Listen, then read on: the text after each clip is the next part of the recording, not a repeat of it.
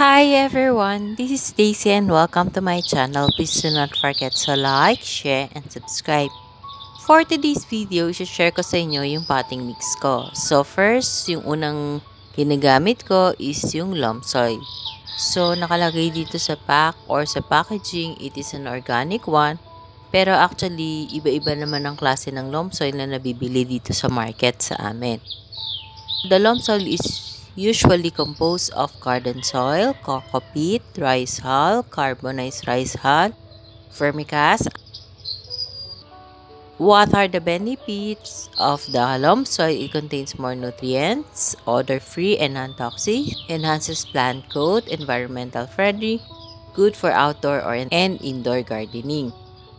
So, loam soil is best for ornamental plants, herbs, vegetables, fruits, and potting mix. And meron sila ditong nilagay na disclaimer na yung organic loam soil can be used as supplement and it is not a replacement for the fertilization requirements of vegetables and other plants. So, ito yung loam soil na ginagamit ko sa potting mix ko. So, it's 50% loam soil and 50% pumice stone. Sadly, wala akong stock ng pumice stone na munggo size. Yun talaga yung ginagamit ko. Ni-update ko din kayo dito sa ating LB2178. So, may roots na ba sila after 15 days? So, I'm going to show it to you closely. So, ang ginamit ko dito na potting mix is 50% loam soil, 50% pumice stone, and I dress it with Akadama soils. Let's see, so mahirap na siyang tanggalin sa pot after 15 days. And let's take a look at closely kung may roots na siya. So, if you can see the fine white na roots, so marami na siyang roots actually. Pero hindi pa siya ganun ka-plump kasi it's starting to drink up water lang.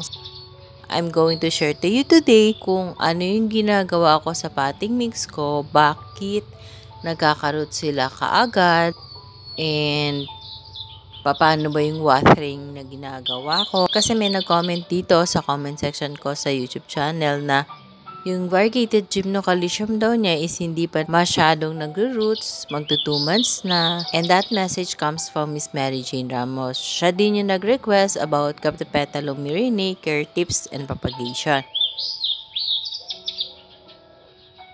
Hi, Miss Mary Jane Ramos. So, I wanted to share to her and to all of you yung potting mix na ginagawa ko para magkaugat kagad yung mga gymnocalycium ko. So, itong LB2178 natin, 15 days nang nakapat. And nakita nyo naman how healthy yung kanilang mga roots.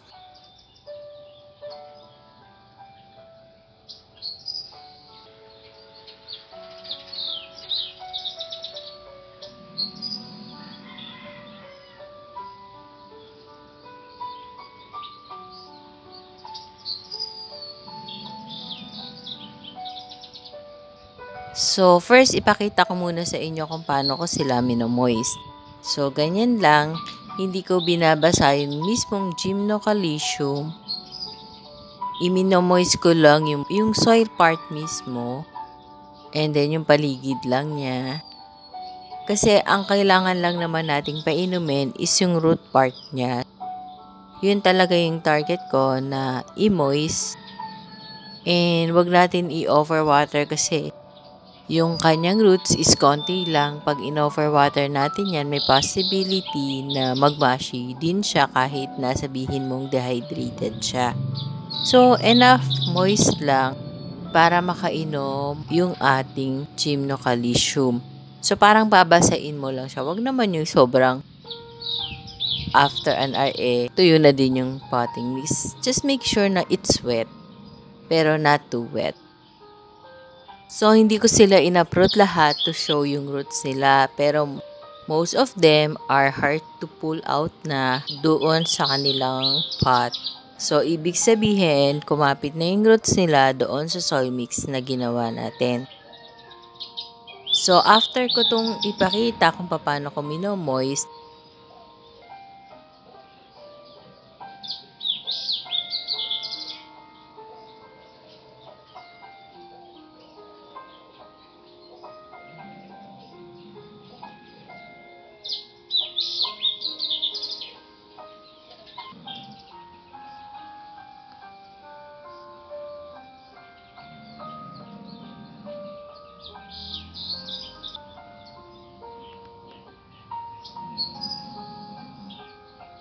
papakita ko sa inyo kung paano ko ginagawa yung ating potting mix, and ito yung Akadama soil na ginagamit ko for top dressing, kung saan mas mabilis siyang magpa-roots kapag ginamitan nyo ng Akadama soil. And talagang dumidikit yung soil na ito sa root part ng Gymnocalycium or any other cacti na itatanim ninyo.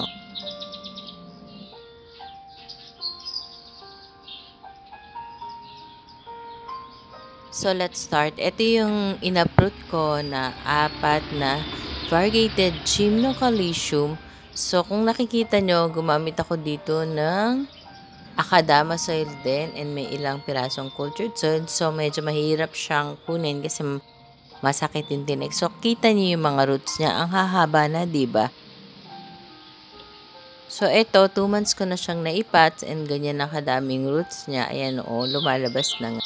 So, galing to sa isang community pot, meaning sama-sama sila, yung pinat ko sa isang big pot, and now, medyo lumaki na, kaya gusto ko silang i-transfer and gamitin para maipakita sa inyo kung paano ko ginagawa yung pagtatanim ng Gymnocalycium using my potting mix and the Akadama soils.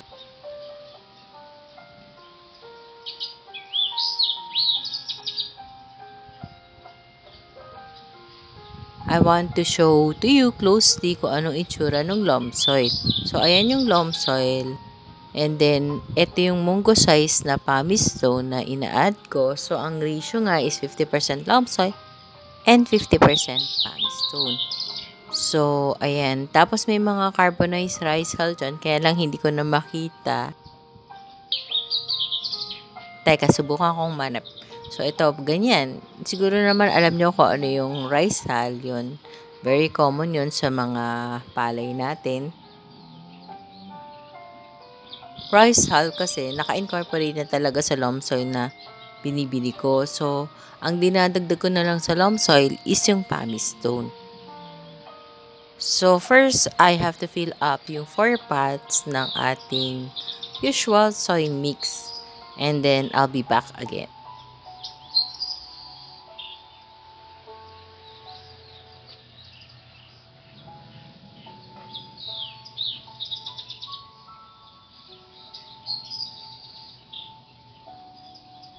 Next ko muna pala itong ating gagamitin na pot. It's a square pot. I think it's around 3 by 3 inches.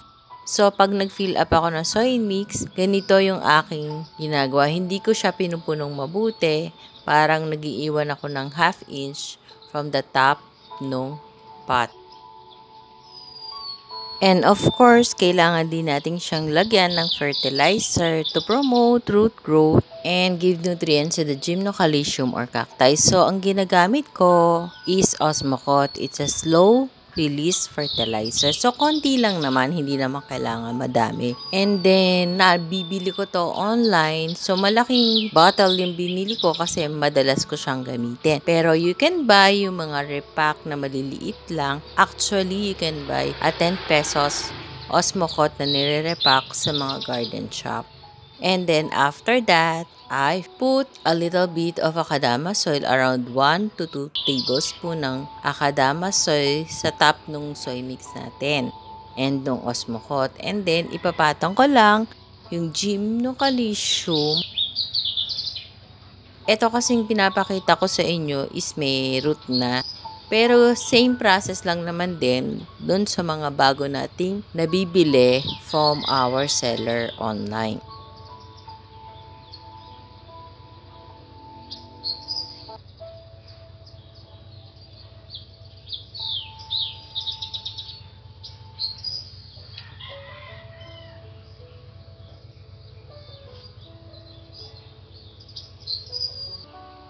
And then, if i-fill up ko lang yung gilid ng Gymnocalycium ng more Akadama soil.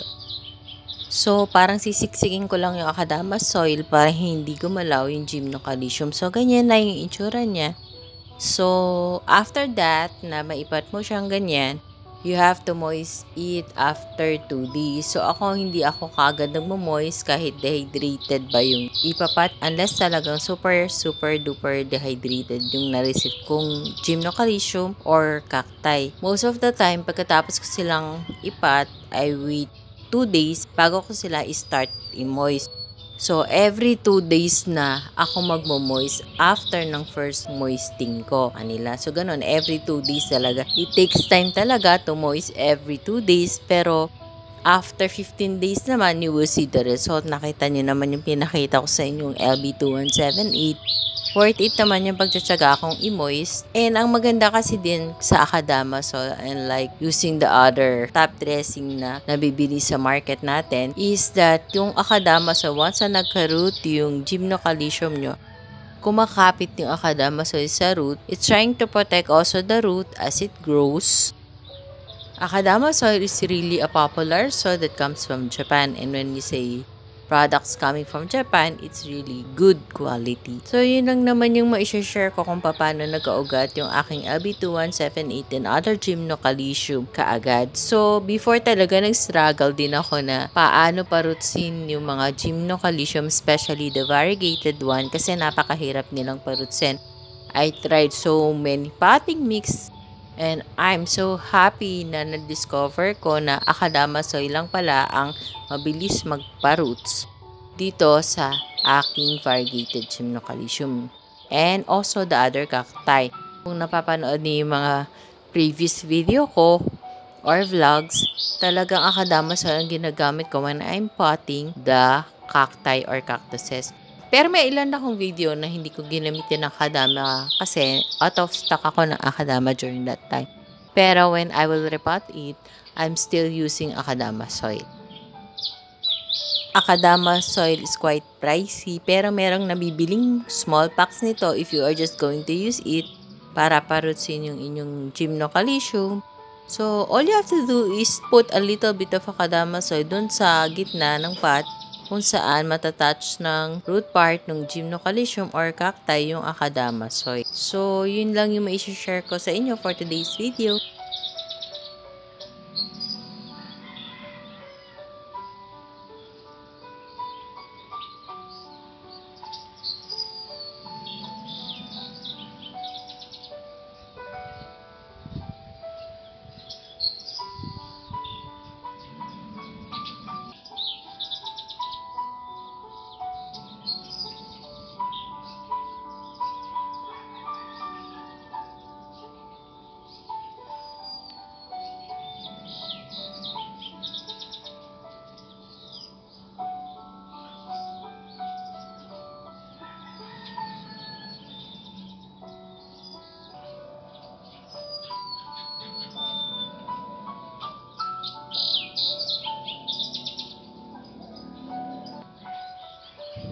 So, let's have a recap. Ito yung loam soil with pumice stone na ginagamit ko. Ito yung tinatawag kong usual soil mix ko.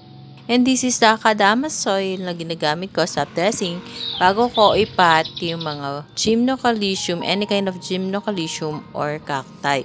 It helps to promote root growth. And also, yung fertilizer na Osmocote, complete slow release fertilizer.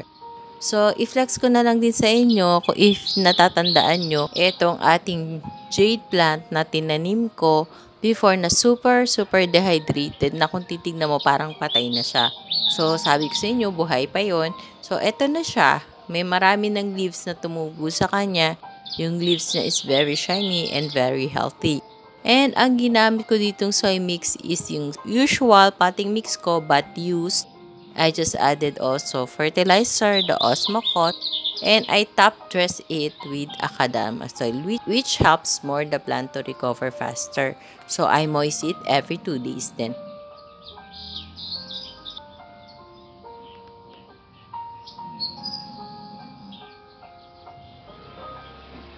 And ito yung ating Anacampsirus na pinat ko na super duper dehydrated na ginamit ko sa grandparents arrangement.